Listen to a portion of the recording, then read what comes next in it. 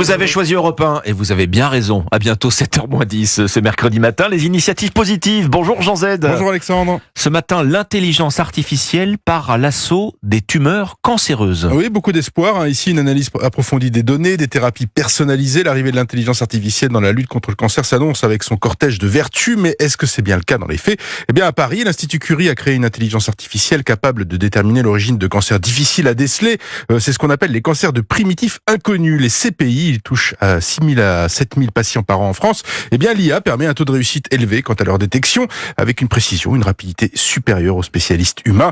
À l'Institut Pasteur, eh bien, les résultats livrés par cette IA permettent aux médecins, de prescrire des traitements ciblés plus efficaces que les protocoles habituels. Elle fonctionne comment, cette intelligence artificielle ? Comme les autres IA génératives, dont on parle depuis 2 ans, comme ChatGPT, on l'entraîne. Alors, ça veut dire quoi concrètement entraîner? Eh bien, pour reconnaître l'origine des cancers à partir de sources de détection possibles, comme la biopsie, on lui fait enregistrer plus de 20 000 échantillons différents, qui seront autant de références pour elle lorsqu'elle devra analyser un nouvel échantillon. Et pour les tests, les professionnels de santé lui ont présenté d'ailleurs des tumeurs sans rien lui dire de précis, juste pour voir ce qu'elle allait faire comme diagnostic. Et dans 80% des cas, pas 100%, mais 80%, bien l'IA a pu donner une analyse très fiable. Bon, et pour les 20% restants ? Elle ne pouvait pas rendre de diagnostic, donc sa base d'entraînement devant être enrichie par la suite, sans doute, et améliorée qualitativement. D'autres outils d'intelligence artificielle sont en cours de déploiement, comme Mia.